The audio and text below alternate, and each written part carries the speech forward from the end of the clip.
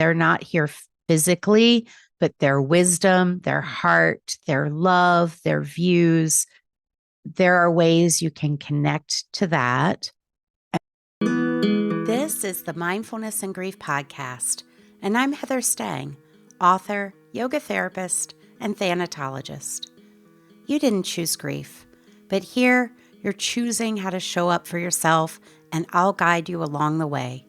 In each episode, you'll experience practical tools and sound advice to help you tend to your loss, honor your love, and rebuild a life where grief, hope, and meaning can coexist.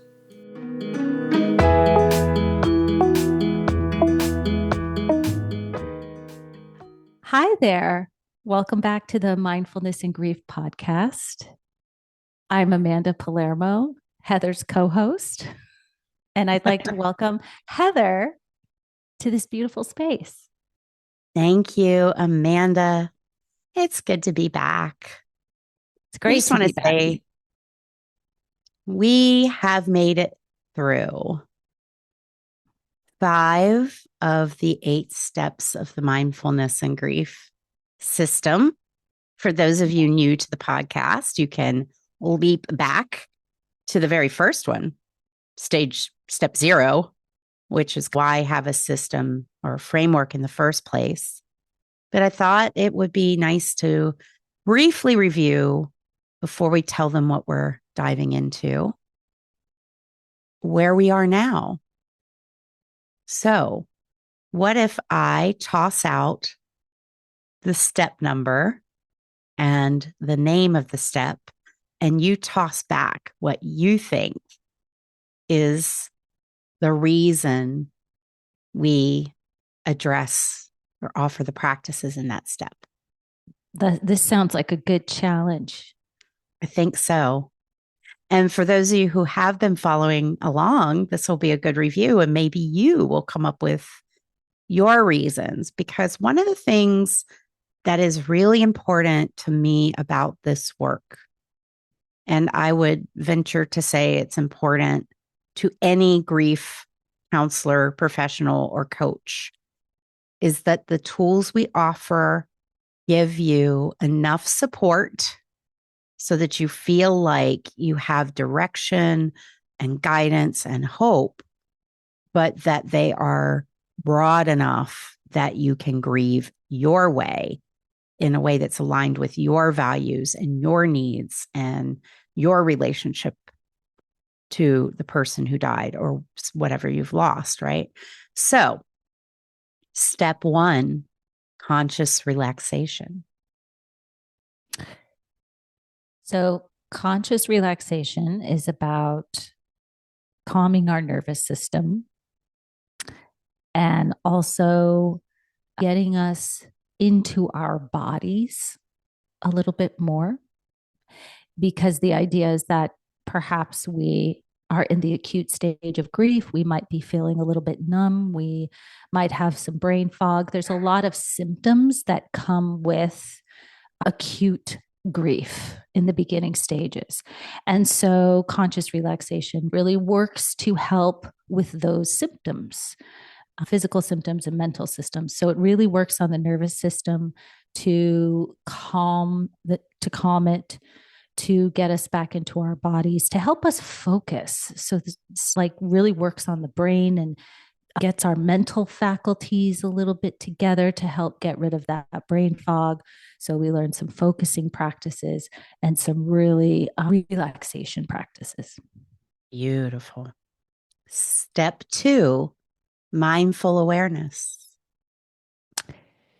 So the way I like to think of mindful awareness is once we've gotten into our bodies a little bit more and we're able to focus a little bit more, maybe our brain fog has lifted and there's a little bit more mental clarity. Now we're able to work on being a little bit more present, maybe becoming more aware of our bodies and feeling those sensations that might be arising in our bodies. And then the outer world, just becoming a little bit more aware of what's going on around us and mindful being more mindful about what's going on internally and emotionally a little bit more. So it's almost like I think of it almost like a little bit of a waking up process. We're just getting out of that fog a little bit and we're feeling our bodies a little bit more and feeling what's coming up emotionally as well. So waking up to those feelings and observing them. Step three is compassion for all, but let's focus on the self compassion part of this. So the way I interpret this one is once we start to become more aware of what's happening, we're practicing that mindful awareness and we're starting to become aware of a lot of feelings that start to come to the surface because we're not so numb anymore and we're not so foggy. So we have this awareness now and we start to feel a little bit more. And a lot of feelings that may come up may require a lot of self kindness and self compassion. And we start to look towards those feelings that start to come up and arise. And we need to have a little bit of compassion with ourselves and gentleness and kindness and turning towards what hurts in that gentle and compassionate way. Oh, so important. Yeah. So you led us right into dealing with difficult emotions, which is step four, skillful courage. So now we start to feel some emotions that might be difficult. They start to arise. And we now can make a decision whether or not we're going to turn towards those difficult emotions or whether we're going to turn away from them. And that's going to depend on the day and the different situations. We might feel like, yeah, I can lean in towards this difficult emotion today. It feels safe, it feels comfortable. Other days, we might say, oh, this isn't right for me today. I don't feel like I want to go there. And so when we decide that we're going to turn towards those emotions or not, that takes a lot of courage. And also, it can be scary. And so turning towards those emotions with self compassion does require a lot of courage on our own part. And then we arrive at step five, which is getting unstuck. So at this point, we feel like we're making strides. We might be feeling like, hey, I've got these tools now and I've got these steps and I know how to implement them when I need. And maybe life starts to feel more manageable and maybe we're maybe not having those sort of grief waves as much and we're moving forward in our life, we're living our life and everything is seemingly going well and we think, hey, I'm moving forward, I'm doing great, and then we out of nowhere get hit with a huge grief wave like a tsunami and it feels like the person just died, and yet it's been maybe 3 years or several months. And we just feel like we're put back to square one again.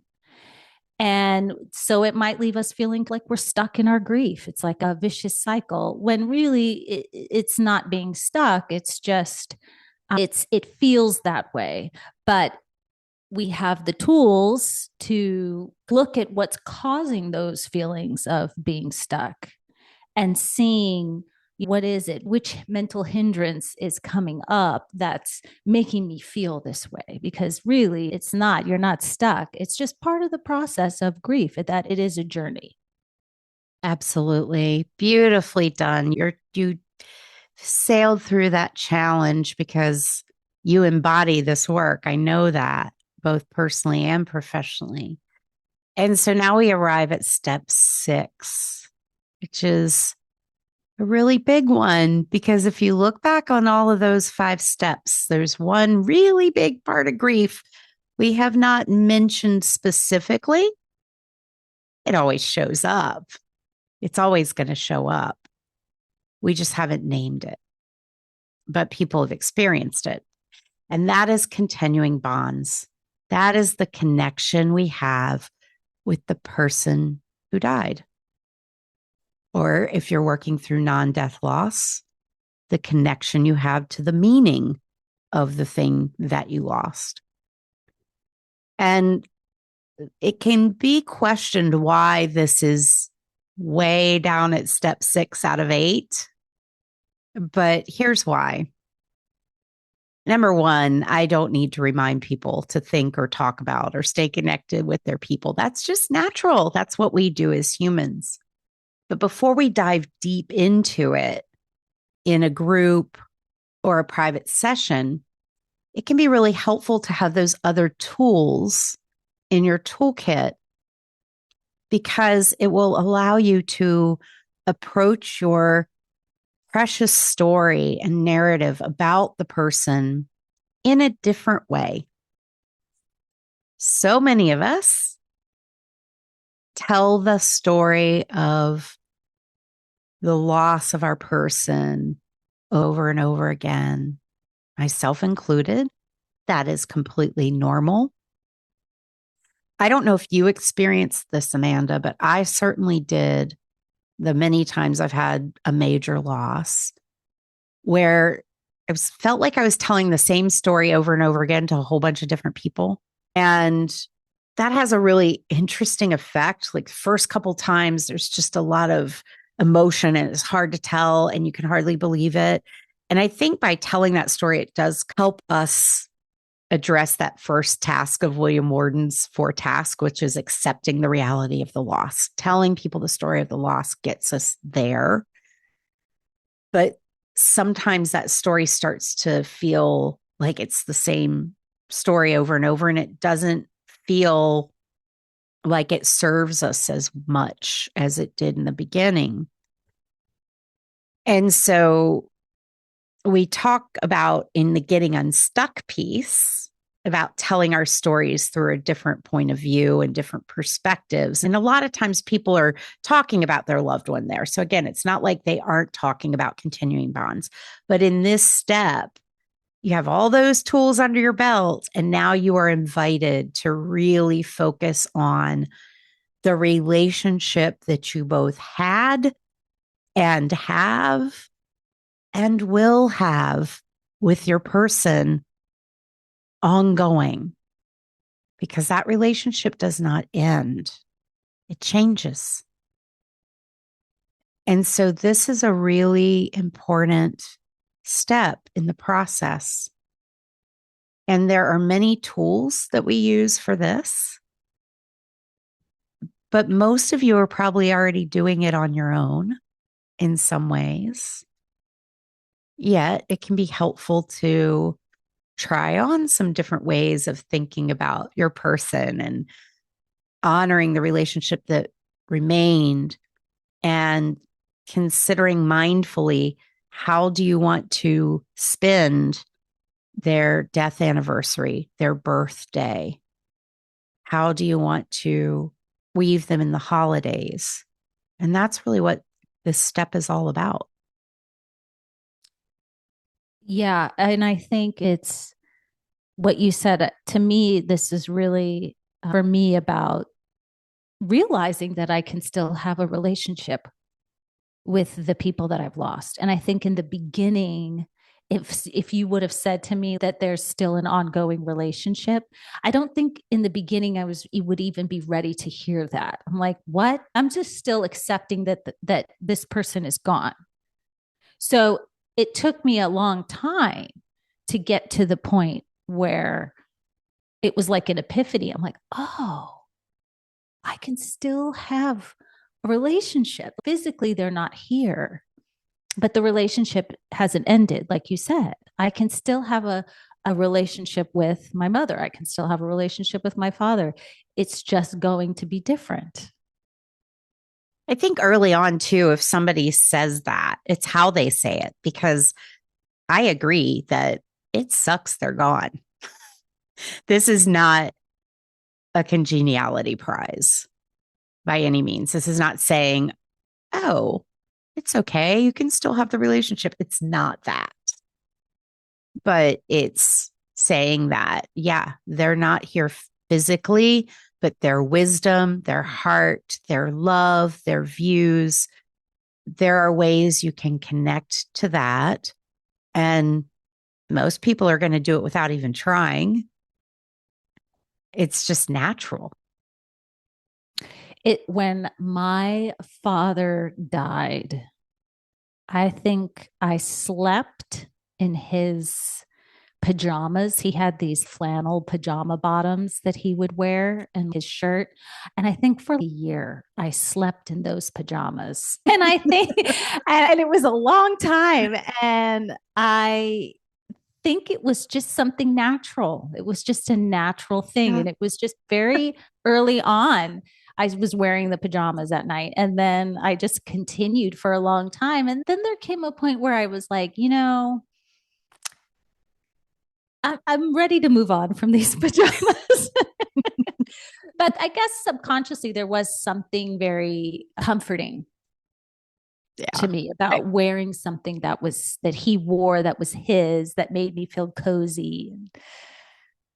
I'm laughing because there is a thing that happens where sometimes we take on these physical aspects of a person after they die because a lot of people do wear the clothes. And I remember one day, and it was probably like, I don't know, 6 months after my stepfather died, I inherited his car and I was wearing his hat. Now, my mom and him and I all had the same hat from this vacation place we would always go to down in Sanibel Island. And I was wearing his hat, though, not my hat. Mine's a medium, his is a large. I was wearing his hat. I was wearing his green rain jacket. I had on no makeup. I don't even know what my hair was doing. All I know is I looked in the reflection of the driver's side window going to get in that car and I went, oh, I'm becoming Tom, carrying his camera bag.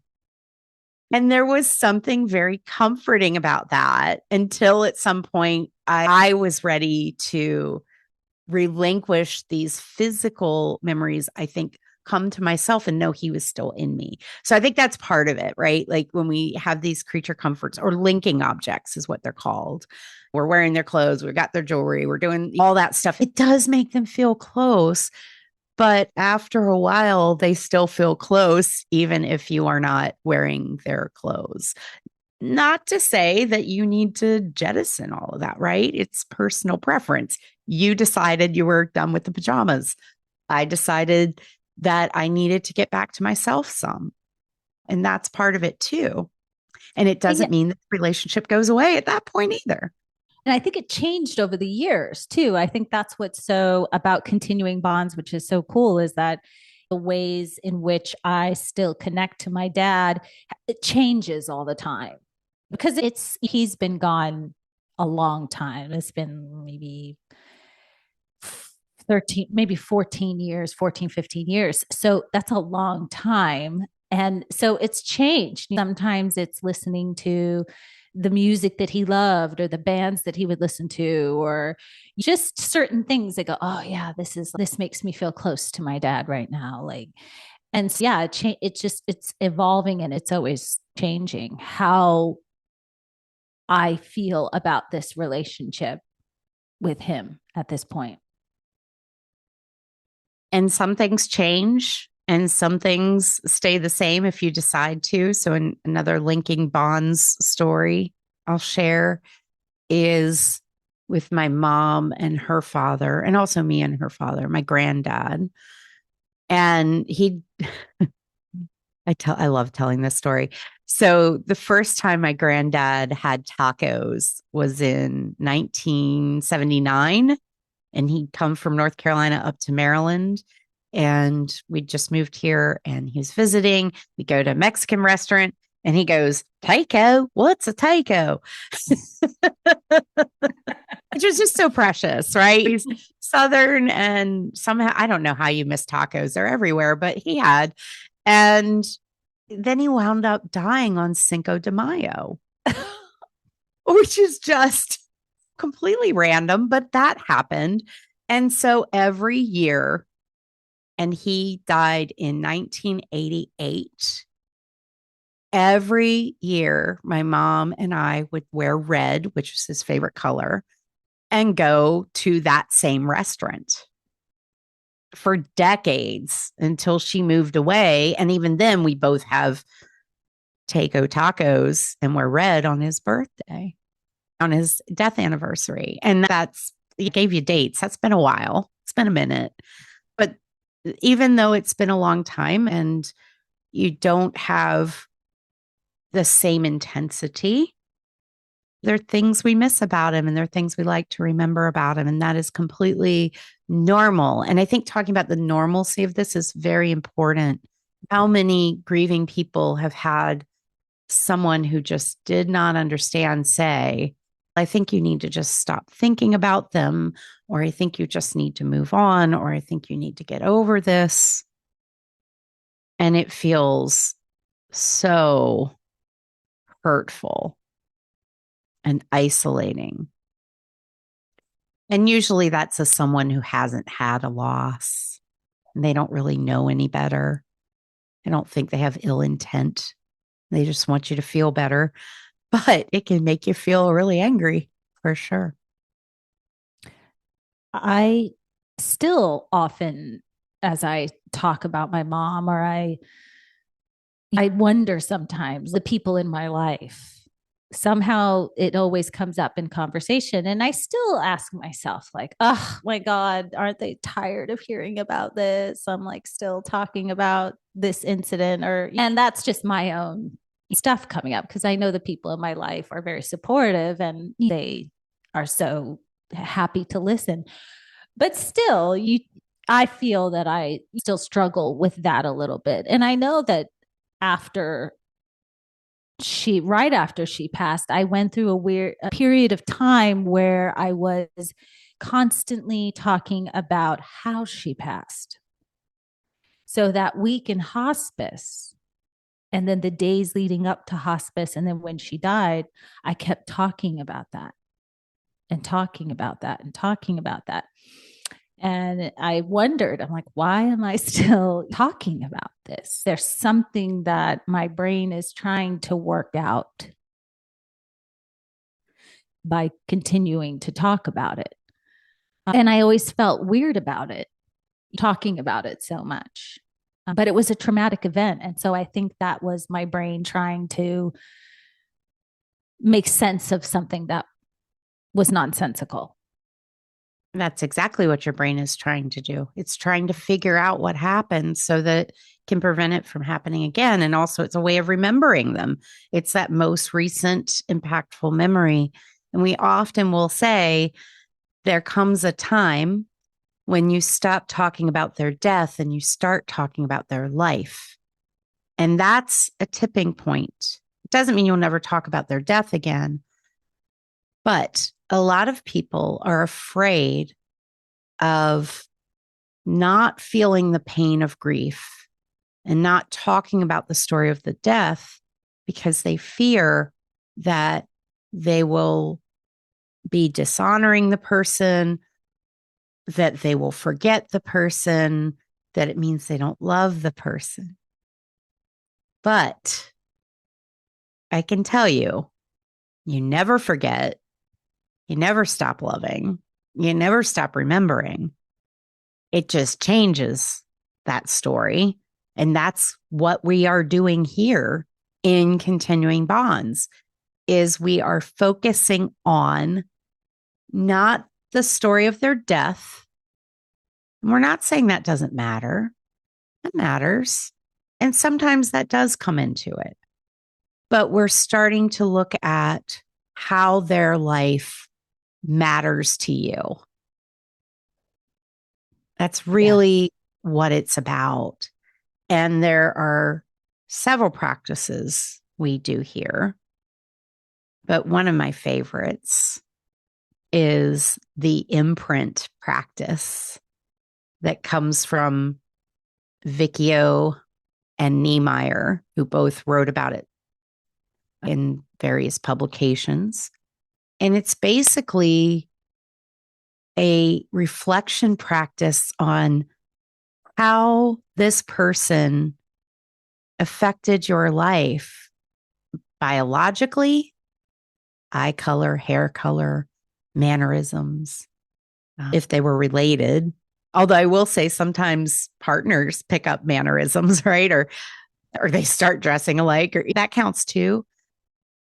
But looking at hobbies, looking at career, looking at beliefs, religion, politics, worldviews, whether you're an optimist or a pessimist. And some of these are going to not come from them, but some are. But it's really taking that holistic view of who they were and who they still are through you.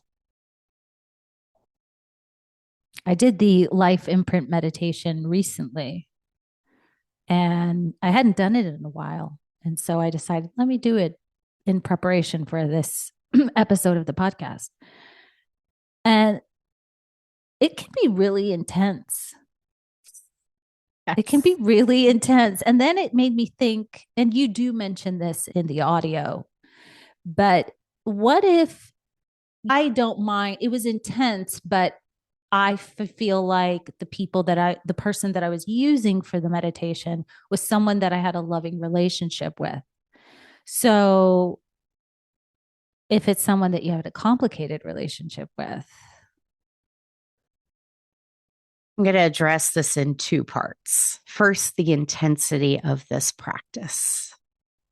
This came up in my mindfulness and grief coach certification program a couple weeks ago when I taught this. It was like, wow, this is big. It's powerful. It's healing for many people, but not everybody's ready for it. It is definitely a practice that should not be sprung on anyone.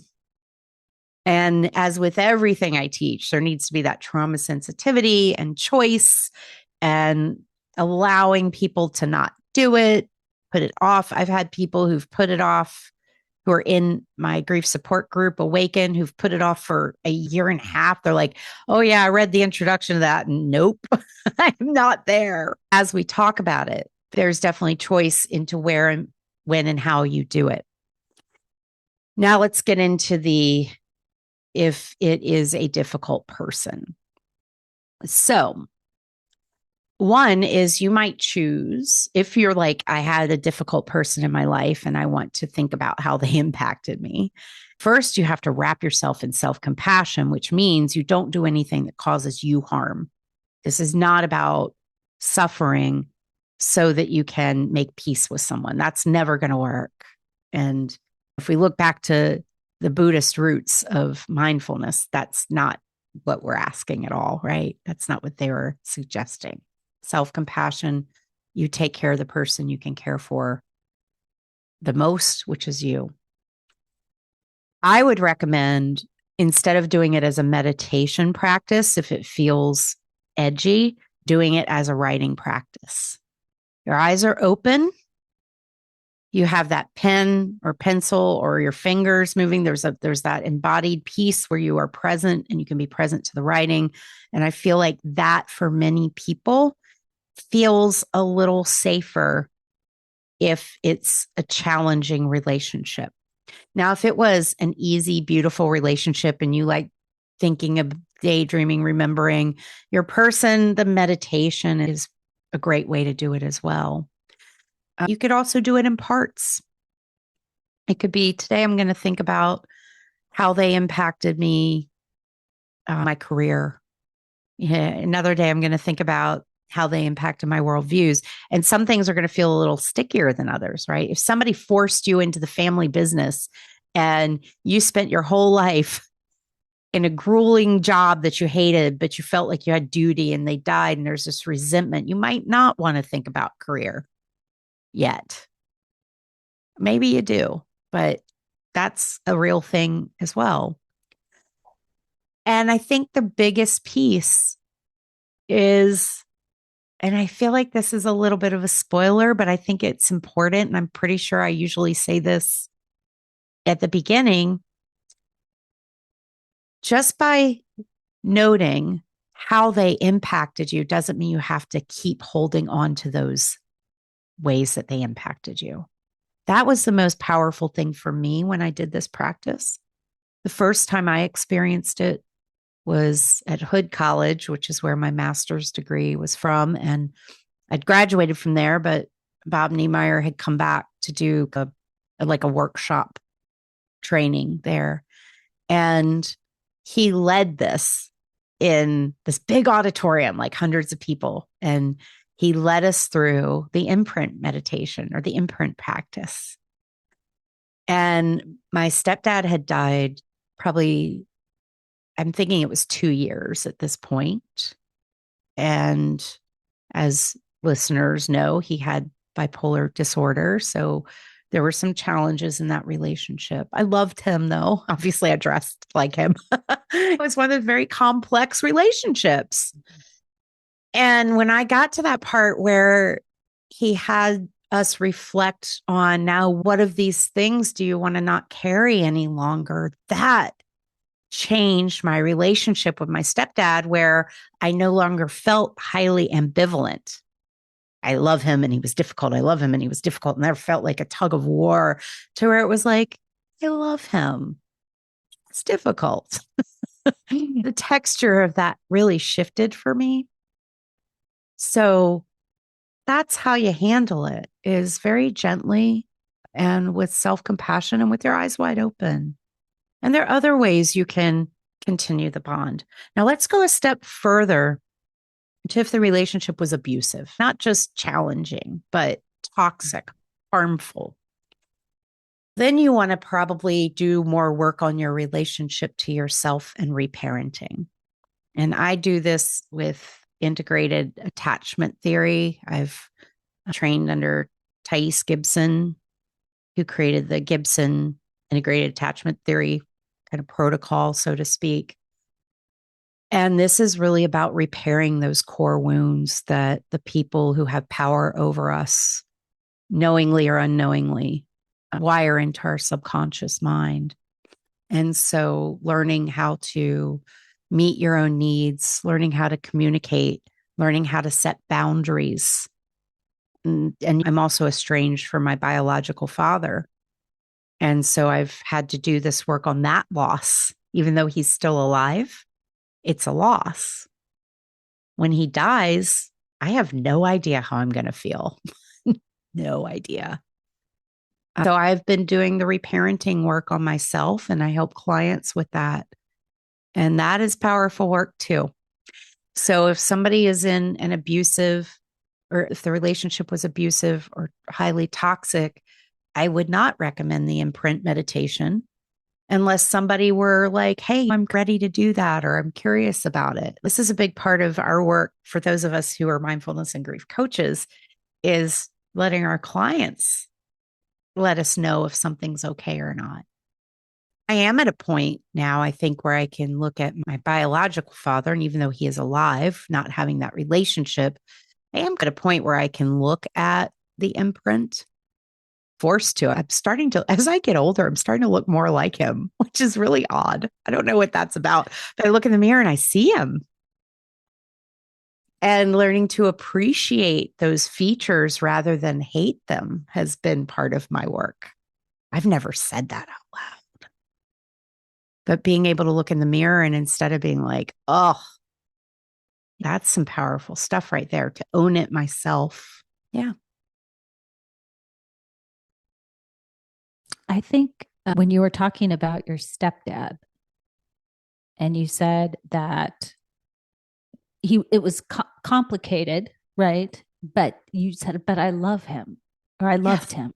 I love And him. I Present think tense. that's, yeah, I think that's important to say, because, and even about your biological father as well, that there's these multiple truths that you start to realize that these people that are losses in our lives bring not just the emotion of the loss, but they also bring all of the complexities of the relationship as well, right? And so it can feel like, for example, I can feel guilt about a lot of things, right? When my mom passed, there was so much, there was guilt, sometimes some resentment, some hostilities, but I loved her and I love her. And I think that those two truths, that those two things can be true and they can live together side by side. And I think that's part of continuing bonds, It's right? accepting them as their whole person. Are any of us perfect? No, I am sure that I am both delightful and challenging because that's how we are as humans. And so, in some ways, I think that being able to see, really see your person for who they really are and choosing the part you want to give your attention to, whether it's the part you need to let go of or the part you want to keep, that's just very real. There's that phrase like never speak ill of the dead,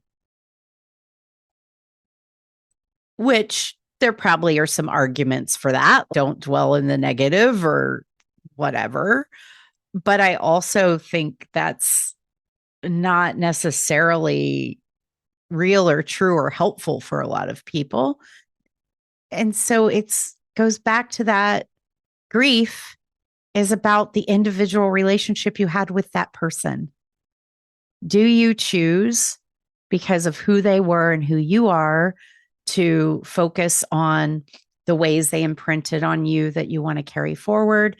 Do you choose to say, that didn't work out so well for me, and so I need to figure out how to view myself and communicate, set boundaries, and all that to make myself healthier? At the end of the day, it's what do you need?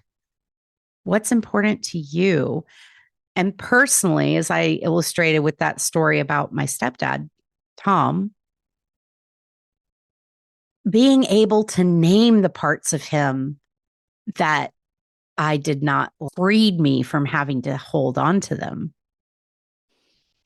And now when I talk about Tom, the only reason I ever say he was difficult, honestly, is when I'm talking about this, when I'm talking about continuing bonds and trying to help people understand the complexities. In my daily life, when I think about Tom, it's all pretty good. Even my mother has forgiven him for some of the things he's done. And that is huge. I would have never expected that. But we've been able to let go of who he was when he was alive and really savor the good he brought into our lives. The dog he helped us adopt, Brandy, the photography that he did because he was a great photographer, the food that the restaurants we went to, the fun we had on the boat. Like when I think about him now, there are so many good memories. But when I was thinking about him in those final months before he died, when he and my mother were going through a divorce, because he died 4 days before they were officially divorced, he was a very challenging figure in my life. And so that's an interesting thing. But it wasn't spiritual bypassing or toxic positivity that got me here. It was honesty. I love that. I love that you're saying that because I'm a big believer in that, in being really honest about that, the relationship for sure. Because in the beginning, I did have these feelings about certain things with my mother. I would think back and I would be like, oh God, that was just so infuriating. She would just infuriate me sometimes. Or I would remember scenarios or conversations or things like that. And I think I would feel guilty about having those feelings. say, no, I shouldn't feel like that. She's not around anymore. Don't speak ill of the dead. And then I would feel guilty about it. Oh God, you shouldn't think that way. You shouldn't say those things. And then I thought, no, this is part of my process. I have to sit with this for a little bit. It was the truth. It was the truth. Those things happened. Those things were said. It wasn't a perfect relationship. It was a mother-daughter relationship. I don't know any mother and daughter that have a perfect relationship, right? So but I learned, I feel that it was sitting with those two truths, that it was complex and difficult, but it didn't take away from the fact that we had a beautiful relationship and I loved her and I still love her. And Can you have a so, beautiful, sorry, no, go ahead. can you have a beautiful relationship with someone that you're not vulnerable enough to go into those difficult places with?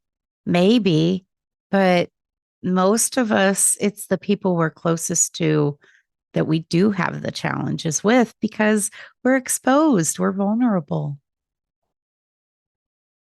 And that's Yeah. part of love. And I want to circle back just to reiterate because I hope I made it clear. I don't know if I did. So I have to make it clear.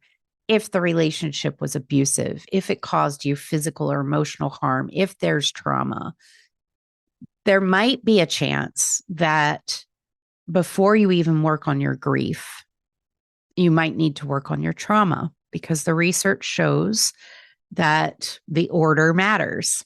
You do your trauma therapy and then your grief therapy. And so there have been times where people have shown up to see me for grief work. And in that conversation we have at the beginning, there are signals that there might be some actual either PTSD or CPTSD. And at that point, I suggest that they get screened for that by someone who can work with that. And it doesn't mean that we can't work in tandem together, but I want to be very ethical. And I am going to change how step 6 is addressed because there is no need to force yourself to feel a certain way about someone who did not take care of you. But there is every reason in the world for you to be empowered to learn how to care for yourself, which is hard. I know how hard it is, but it's really liberating when you get there. It's really liberating. It's a That path makes worth me walking. really think about people that have lost someone that's important, whether it's a parent or somebody close to them that was abusive towards them.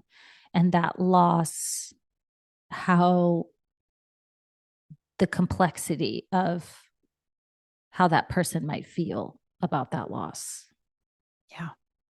And Yeah. then the people coming up to you saying, I'm sorry for your loss. And you Right. even, what the heck to say? Right. Yeah. So Yeah. there's a continuum of relationships. And to go back to the thing you and I both always say, and everybody knows your grief is as unique as your relationship with the person who died. So don't let anybody, even me, even Amanda, tell you what you should do. Everything we have here is an offering. And you listen to your inner wisdom and inner knowing. Do I feel like doing the imprint meditation? Or is that a heck no? And trust that. And I agree 100%. I'm so glad that you said that. I was doing some writing earlier today about what I do, just trying to get really clear on what I do, because the more I do this work and the more that I teach professionals and new people come in with questions and the collective grief that we are all experiencing in this world, politically, environmentally, socially, digitally.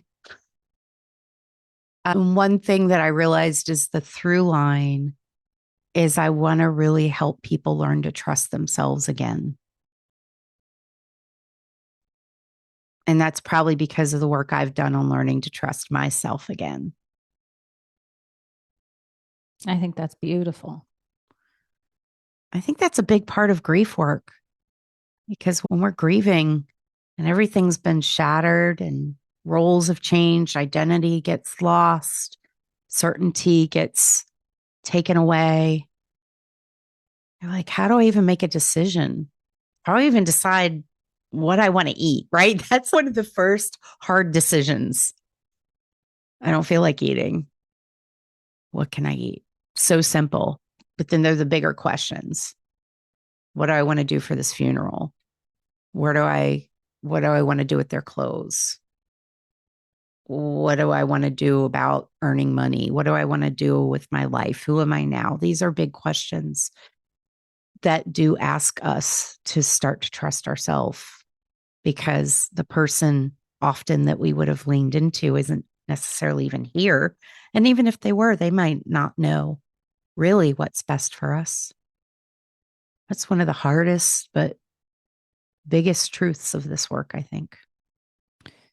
Yeah, because I think people probably, when you lose somebody that's a significant loss, a profound loss in your life, the first thing you may think is, how am I going to get through this?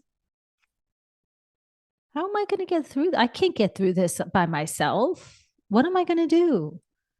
What will I do now when this comes up or that comes up? And I think that's exactly what this whole, all these steps that we recapped earlier is helping us to, yeah, to trust ourselves and lean into our inner world a little bit more.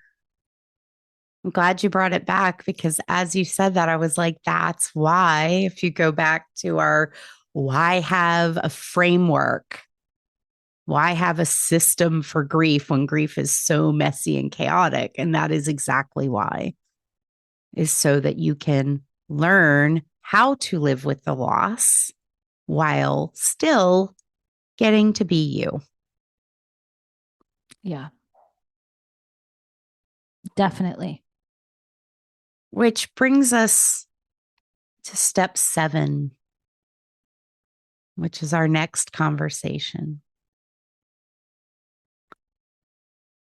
Step 7 is coming back to you, isn't it? Step 7 is allowing transformation. So, just like we did at the beginning, do you want to give a summary of that? Allowing transformation is, I think, what I was talking about a little bit before about holding these two truths or holding multiple truths at once. Once you learn to live with this loss, I'm not talking about accepting it or anything like that, but just living with it. How do I go to work? How do I get up in the morning? How do I raise my children and still have this loss that I'm dealing with?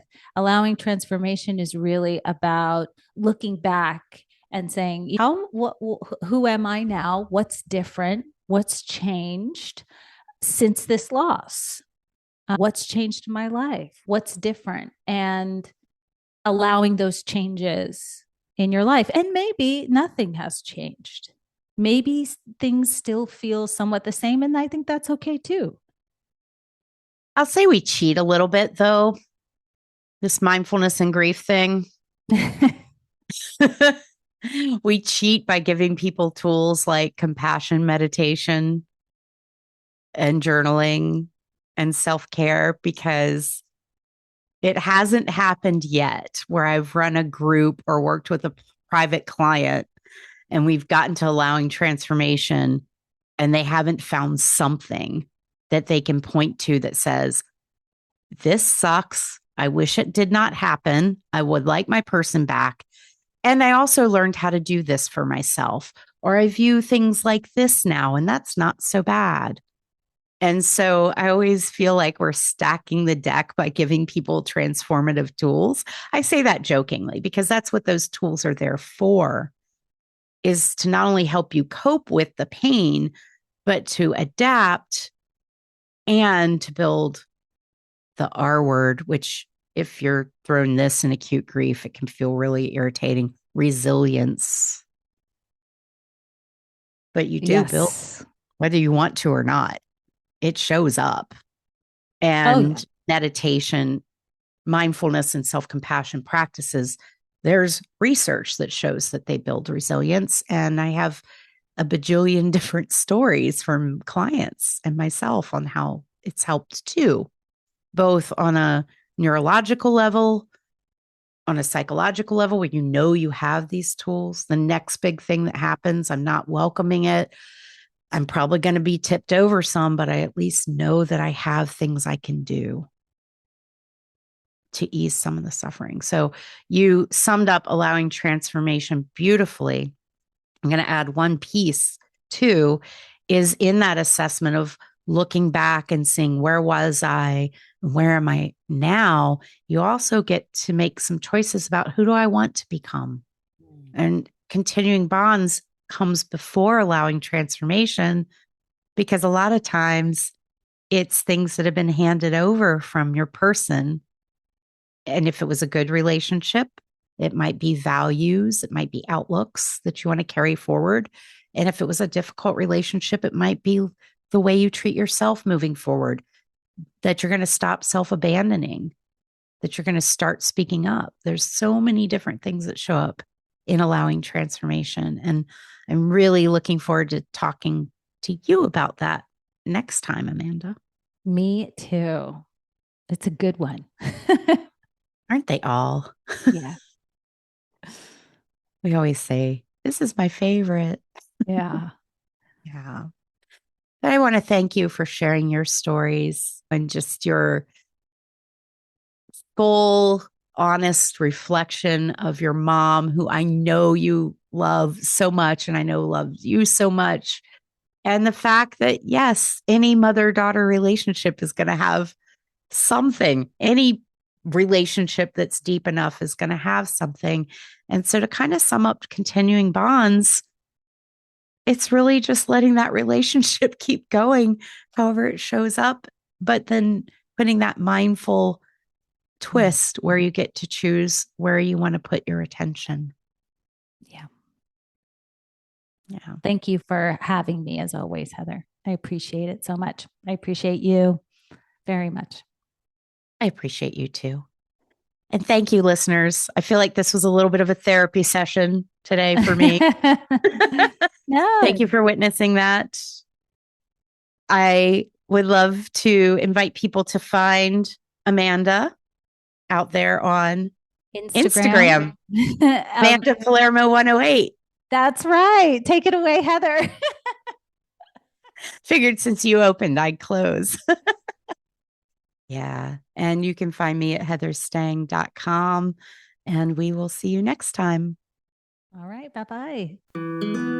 This brings us to the end of today's episode of the Mindfulness and Grief podcast.